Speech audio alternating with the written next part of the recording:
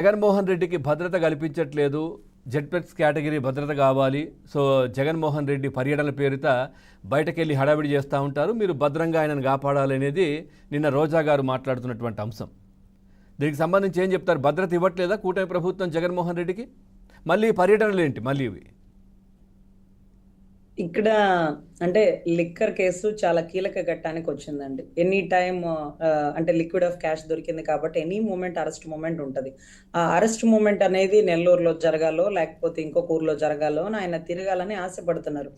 మీరు అదేదో అంకుశం సినిమానో ఏదో ఉంటదండి, ఆసియన్ సినిమానో రాజశేఖర్ గారు రామిరెడ్డిని పట్టుకొని తీసుకువెళ్తున్న సినిమా అనుకుంటా రాజశేఖర్ గారు. సో అట్లా మనం ఆయన్ని ఎక్కడో ఉన్నప్పుడు తీసుకువెళ్ళాలని ఆయన కోరుకుంటున్నారు. ఆయన తాడేపల్లిలో ఉండి మీరు ఎక్కడికో వెహికల్ లోపలికి తీసుకెళ్లి అరెస్ట్ చేసుకొని తీసుకెళ్ళిపోతే ఆ జనాల్లో ఆ సీన్ పండదనమాట. సో ఆ సీన్ ని పండించడం కోసం ఆయన నేను నెల్లూరు పోతాను, ఎనీ మూమెంట్ అరెస్ట్ ఉంటది కాబట్టి అక్కడి నుంచి మీరు అరెస్ట్ చేసి తీసుకెళ్ళాలి అనేటటువంటి ఒక ఉత్తమ ప్లాన్లు గీస్తున్నారు.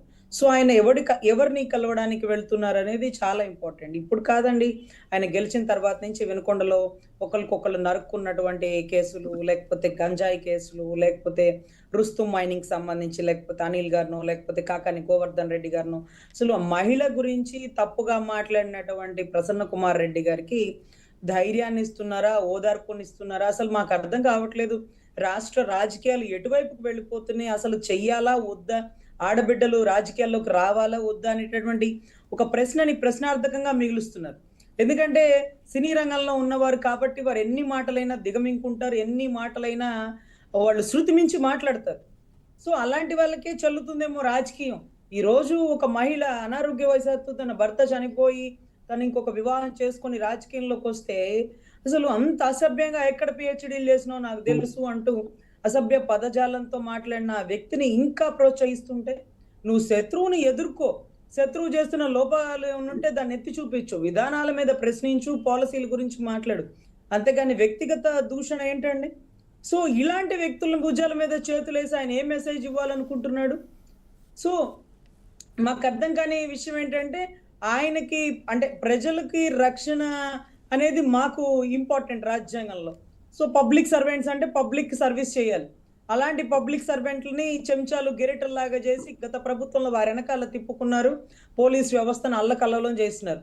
ఇప్పుడు ఈవిడ ఒక హింట్ ఇచ్చింది మనకి ఏంటంటే, జగన్ గారి ప్రాణానికి రక్షణ లేదు అంటే మళ్ళీ ఏం తెస్తారా తెర మీద కానీ మా బోటు వాళ్ళకి చాలా అనుమానంగా ఉందండి. ఎందుకంటే గతంలో కూడా ఆయన ఇదే స్టేట్మెంట్ ఇచ్చారు.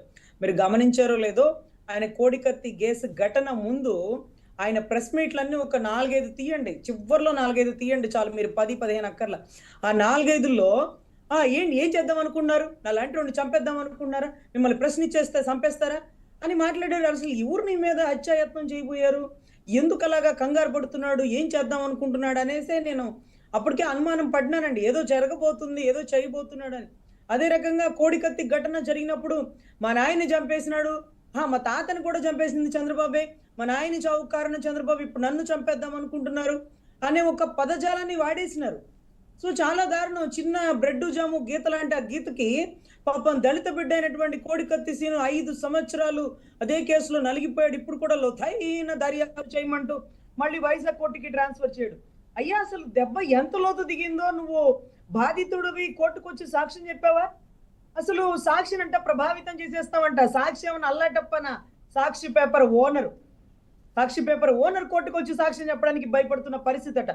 సో ఎవరైతే ఈ హత్యదారుడట బయటికి వెళ్తే బెయిల్ ఇస్తే జగన్ గారిని చంపబోతాడంట, గేట్ దాకా పోగలడు అసలు.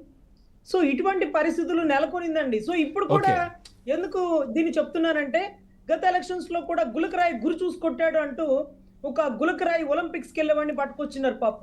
వాడిని వీధి తిప్పి రాత్రులంతా తిప్పి వాడితో నిజాన్ని ఒప్పించినారు పాపం. వడ్డేరు కమ్యూనిటీ బిడ్డలు వాళ్ళ కుటుంబాలకి వాళ్ళ ఇంటికి నేను వెళ్ళాను. ఏమ్మా అంటే, నా బిడ్డని ఇలా బలవంతాన్ని ఒప్పిస్తున్నారమ్మా, మీరైనా ఆదుకోండి అంటూ ఆ తల్లి కంటతడి పెట్టింది. నేను ఆ బిడ్డతో కూడా మాట్లాడినా, ఏమయ్యా అంటే 200-300 ఇస్తారు కొట్టమని నన్ను రమ్మన్నారండి, నేను ఎక్కడో వెనకాలే ఉన్నాను, అసలు నాకేం సంబంధం లేదు, అసలు నేను అసలు ఆ టైంకి కూడా అక్కడ లేనంటూ చెప్పిన పరిస్థితి ఈ రోజు ఎక్కడో కడపలో దొరికినాడంట. ఎందుకంటే అతను బయట ఉంటే సాక్ష్యం ఎక్కడో చెప్పేస్తాడో, నా దగ్గరే బతుకొని చెప్పి కడపకు తీసుకొచ్చినట్టున్నాడు. బతికితే నా దగ్గర బతుకు, లేకపోతే పైకి పో అని ఒక బెదిరింపు హెచ్చరికలు చేస్తారండి. మళ్ళీ మహాతల్లి బయటకు వచ్చి ఒక స్క్రిప్ట్ పండిస్తుంది. ఆ జగన్ గారికి ప్రాణానికి రక్షణ లేదంట. ఊరు బయటికి రమ్మన్నారమ్మా. భయం గల్లోడు లోపలే కూర్చోవచ్చు కదా. గతంలో